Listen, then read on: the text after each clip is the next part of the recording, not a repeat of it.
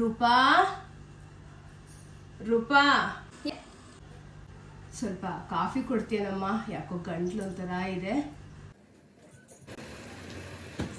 ಕುಡೀರಿ. ನಾನು ಸ್ವಲ್ಪ ರೆಸ್ಟ್ ಮಾಡಕ್ ಹೋಗ್ತಾ ಇದ್ದೀನಿ. ಪದೇ ಪದೇ ಕರಿಬೇಡಿ. ಸರಿಮ್ಮ, ಆಯ್ತು.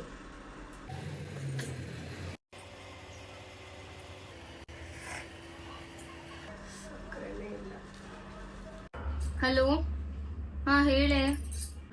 ನಾನ್ ಚೆನ್ನಾಗಿದ್ದೀನಿ, ನೀನ್ ಚೆನ್ನಾಗಿದ್ಯಾ? ನೀನು ನಿನ್ ಗಂಡ ಊಟಿಗೆ ಹೋಗಿದ್ದೀರಾ?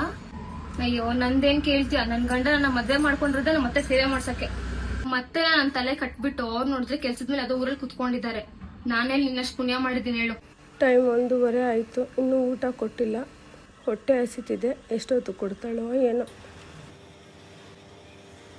ರೂಪಾ ರೂಪಾ ಅಯ್ಯೋ ಇರೇ, ಯಮ್ಮಂದ್ ಏನೋ ಒಂದ್ ಗೋಳ್ ಯಾವಾಗ ನೋಡಿದ್ರು. ಏನತ್ತೆ? 3 ಗಂಟೆ ಆಯ್ತಲ್ಲಮ್ಮ, ಹೊಟ್ಟೆ ಹಸಿತಿದೆ, ಊಟಕ್ಕೆ ಕೊಡ್ತೀಯಾ? 3 ಗಂಟೆ ಆಯ್ತಾ? ತರ್ತೀನಿ ರೀ.